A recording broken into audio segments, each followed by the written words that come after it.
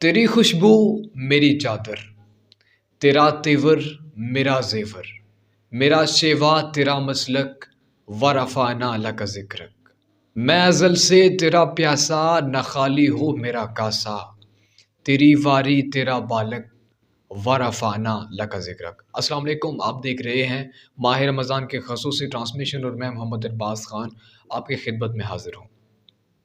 दोस्तों, माह रमज़ान जब से शुरू हुआ है तमाम सरकारी और गैर सरकारी इदारों में काम की तरतीब तब्दील हो गई है। छुट्टी जल्दी हो जाती है और काम पर भी लोग जल्दी चले जाते हैं। काम के औकात में नमाज को खुसूसी तौर पर पढ़ा जाता है और वक्त दिया जाता है तमाम मुलाज़िमीन को कि वो अपनी नमाज का ख़याल रखें और जितना वक्त वो लें नमाज के लिए वो ले सकते हैं। इसी तरह अगर किसी को रोज़ा लग रहा है या कोई और मसला है तो वो माह रमज़ान में उसे हल कर दिया जाता है, उसे जल्दी छुट्टी देकर या उसे पूरी की पूरी छुट्टी देकर वो मसला हल कर दिया जाता है। इसी तरह तमाम दूसरी गलत आदतें इस महीने में स्किप कर दी जाती हैं ये और बताया जाता है कि माह रमज़ान का महीना है, अल्लाह ताला नाराज़ होंगे। रिश्वत से कुछ दिन की खलासी हो जाती है, लोग चोरी नहीं करते, लोग डाका नहीं डालते, लोग झूठ नहीं बोलते, लोग धोखा नहीं देते और ये तमाम चीज़ें एक माह के लिए लोग बंद कर देते हैं। हमें अक्सर ये बात सुनने को मिलती है कि हम अपनी आदतें तब्दील नहीं कर सकते, आदतें सर के साथ जाती हैं। कहीं ऐसा तो नहीं कि इस माह रमज़ान में अल्लाह ताला हमें ये करके दिखाना चाहता हो, हमें ये मौका दे रहा हो कि आदतें तब्दील की जा सकती हैं।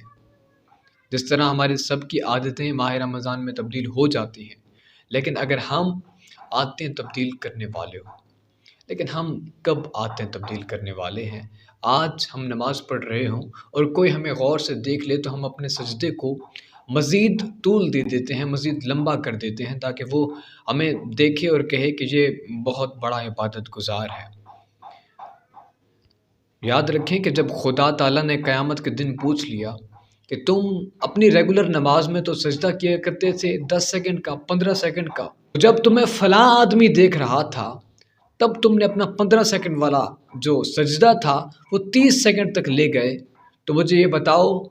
कि तुमने 15 सेकंड तो मुझे सजदा किया, लेकिन 15 सेकंड सजदा किसको किया था? तो फिर क्या जवाब दोगे? यही कि हम उसे दिखाना चाह रहे थे कि हम बहुत ज़्यादा इबादत गुज़ार हैं या बहुत ज़्यादा मुत्तकी हैं, बहुत ज़्यादा परहेज़गार हैं और बहुत लंबे लंबे सजदे करते हैं। माह रमज़ान के मुक़द्दस महीने में अशियाए खुर्द-ओ-नोश की कीमतों में इतना ज़्यादा इजाफ़ा हो गया है कि इंसान कानों को हाथ लगाता है। गरीब आदमी तो दूर, एक सफ़ेद पोश इंसान भी ज़रूरत की अशियाए खुर्द-ओ-नोश हासिल करने से कासिर है और आज वो गुर्बत की ज़िंदगी गुज़ार रहा है। वो एक बहुत ही खूबसूरत तहरीर मुझे फ़ेसबुक पर देखने को मिली कि एक ईसाई शख्स घर आकर अपनी बीवी से कह रहा था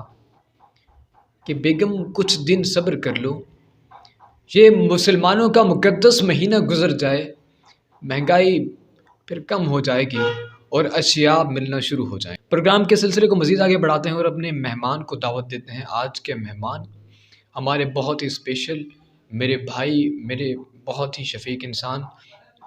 जो किसी भी तारुफ़ के मोहताज नहीं हैं, चाहे सैलाब हो, चाहे ज़िलज़िला हो, चाहे कोई भी कुदरती आफ़त हो, वो किसी वक्त भी आराम से चैन से नहीं बैठते और पूरे पाकिस्तान में जहाँ कहीं भी किसी को उनकी ज़रूरत हो वो उनके पास पहुँच जाते हैं। पाकिस्तान के नामवर शख्सियत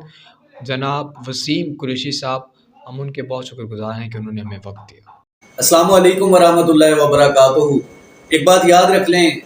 कि मर्द हो या औरत हो, घर चलाने, घर बसाने, रिश्ते निभाने,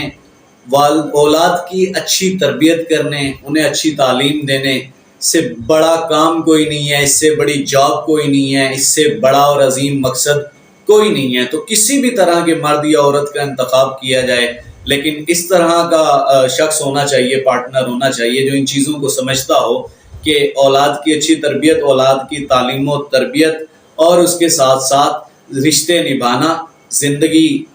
کے ساتھ ساتھ اپنے ہم سفر کے ساتھ ہر صورتحال میں، ہر مشکل حالات میں نبھاتے ہوئے آگے بڑھنا جو ہے، یہی زندگی ہے، یہی زندگی کا مقصد ہے۔ بعض اوقات پتہ ہے کیا ہوتا ہے، کچھ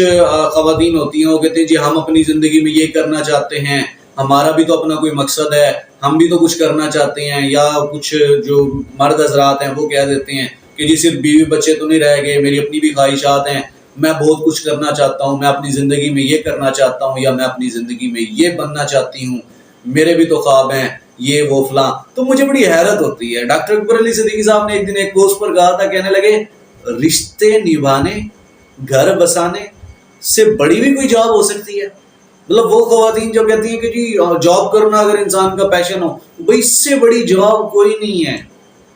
اس سے بڑی جاب کوئی نہیں ہے، اس سے بڑا ایم آف لائف کوئی نہیں ہے۔ آپ اپنی اولاد کی اچھی تربیت کریں، آپ رشتوں کو نبھائیں، اپنے شریک حیات کے ساتھ قدم سے قدم ملا کے چلیں، وہ باہر جا کے محنت کرے، آپ گھر میں جو ہے وہ اپنے بچوں کی دیکھ بھال کریں، ان کی اچھی تربیت کریں، آپ جو ہے وہ اس کے گھر کی حفاظت رکھیں، اس کے گھر کا خیال رکھیں، اپنی اولاد کو اچھے انسان بنائیں، انہیں آپ جو ہے وہ کامیاب انسان بنا سکتی ہیں اگر آپ نے ان کی اچھی تعلیم اور تربیت کا اہتمام کیا ہو۔ تو اس سے بڑا مقصد واقعی کوئی نہیں ہوتا۔ تو مرد اور عورت دونوں کو یہ بات سمجھنے کی ضرورت ہے کہ تمام مقاصد، تمام پیشن آپ کے ٹھیک ہے، درست ہیں، چلتے ہیں، چلتے بھی رہیں گے، لیکن یہ بات ذہن میں رکھ لیں کہ سب سے بڑا مقصد یہ ہونا چاہیے، سب سے بڑا پیشن یہ ہونا چاہیے، سب سے بڑا ایم آف لائف یہ ہونا چاہیے کہ آپ نے رشتے نبھانے ہیں، آپ نے گھر بسانا ہے، آپ نے اولاد کی اچھی تعلیم و تربیت کا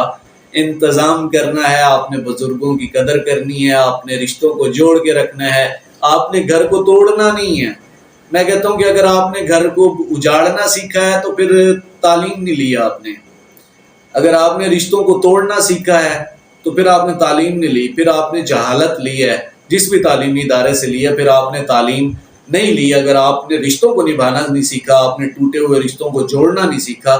آپ نے گھروں کو بسانا نہیں سیکھا تو پھر آپ نے تعلیم نہیں لی، پھر آپ نے کاغذ لیے ہیں، پھر آپ نے جہالت لی ہے، اس کے علاوہ آپ نے کچھ بھی نہیں لیا۔ سلامت رہیں، خوش رہیں۔ میں آپ کے لیے دعا گو ہوں کہ اللہ تعالیٰ آپ کو آسانیاں عطا فرمائے اور آسانیاں تقسیم کرنے کا شرف عطا فرمائے۔ اسی کے ساتھ اپنے میزبان وسیم قریشی کو اجازت دیجیے۔ تھینک یو سو مچ۔ اللہ حافظ۔ احمتوں کو لے کر سب نعمتوں کو